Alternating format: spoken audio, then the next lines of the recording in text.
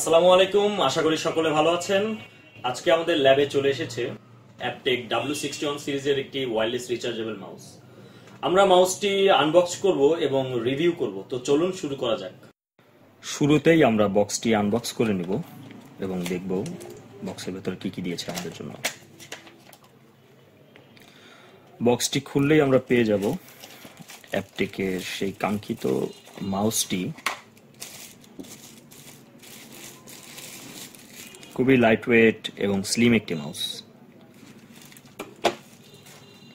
এবং বক্সের মধ্যে আমরা আরও পাবো একটি USB to Type-C কেবল, যেটির মাধ্যমে মাউসটিকে রিচার্জ করা যাবে। তো মাউসটি অ্যাকচুয়ালি খুবই স্লিম এবং দেখতে অন্যান্য সকল মাউসের মতোই, এবং খুবই লাইট ওয়েট। মাউসটিতে অ্যাজ ইউজুয়াল মাউসের যেসব বাটন এবং যেসব ফিচার্স থাকে তাই আছে। একটি রাইট বাটন, একটি লেফট বাটন, একটি হুইল, একটি DPI কন্ট্রোল বাটন, এবং মাউসটির পিছনের দিকে রয়েছে একটি সেন্সর, মাউসের ডোঙ্গল রাখার জন্য একটি স্পেস এবং একটি কন্ট্রোল সুইচ।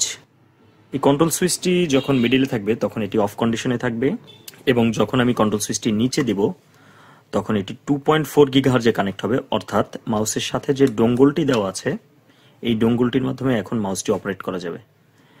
এবং যখন আমি মাউসের কন্ট্রোল সুইচটিকে উপরের দিকে মুভ করে দেব তখন এটি ব্লুটুথ মোড অ্যাক্টিভ হয়ে যাবে। অর্থাৎ এখন আপনি মাউসটিকে আপনার স্মার্টফোন অথবা ট্যাবের সাথে কানেক্ট করতে পারবেন।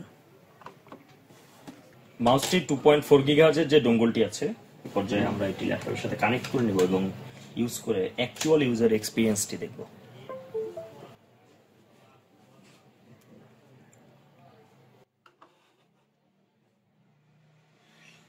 খুবই নয়েজ ফ্রি একটি মাউস এবং খুবই লাইট ওয়েট, অ্যাজ ইউজুয়াল মাউসের মতোই। মাউসটির অন্যতম একটি ফিচার হচ্ছে ব্লুটুথ মুড। আমি ব্লুটুথ মুডটি অ্যাক্টিভ করে নিয়েছি। এবার স্মার্টফোনের ব্লুটুথটি অ্যাক্টিভ করে নিব এবং এখানে W61 নামে যে সিগন্যালটি পাবে সেটিকে পেইড করে নিব।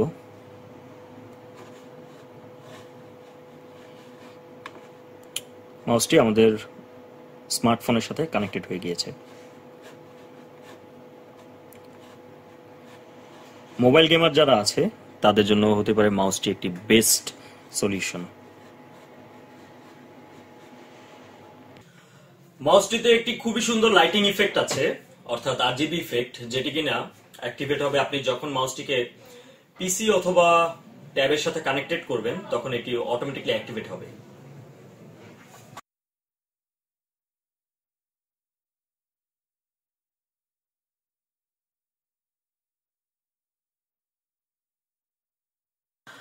আমি যদি একটি দেখাই, অ্যাজ ইউজুয়াল যে মাউসগুলো আছে আমরা যেগুলো ব্যবহার করি এগুলোতে যখন কোনো ক্লিক করা হয় তখন একটি সাউন্ড হয়, আর সেখানেই এই মাউসটিকে যখন ক্লিক করা হবে তখন একটি নয়েজ ফ্রি একটি ইফেক্ট শোনা যাবে।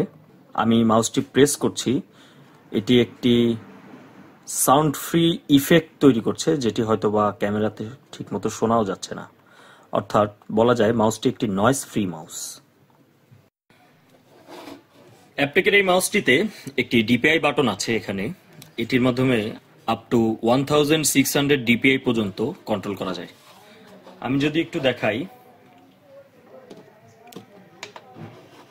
মাউসটি এখন লো DPI তে আছে, এখন মাউসটি মিড DPI তে আছে। আবার যখন আমি প্রেস করব তখন মাউসটি হাই DPI তে মুভ করবে। হাই DPI তে যখন মাউসটি থাকবে তখন গেমার অথবা মাল্টিটাস্কিং যারা করেন তাদের কাজের গতি আরো কয়েক গুণ বেড়ে যাবে। বিল্ড কোয়ালিটি খুবই প্রিমিয়াম এবং খুবই ভালো মানের ম্যাটেরিয়ালস ব্যবহার করা হয়েছে। টুকটাক পড়ে গেলেও আশা করি মাউসটির কোনো কিছুই হবে না।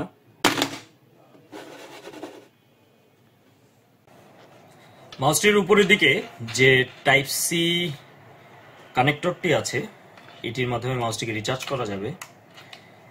বক্সের ভেতরে যে ছোট ক্যাবেলটি আছে এটি দ্বারা আপনি ল্যাপটপ অথবা মোবাইলের চার্জারের মাধ্যমে মাউসটিকে রিচার্জ করতে পারেন।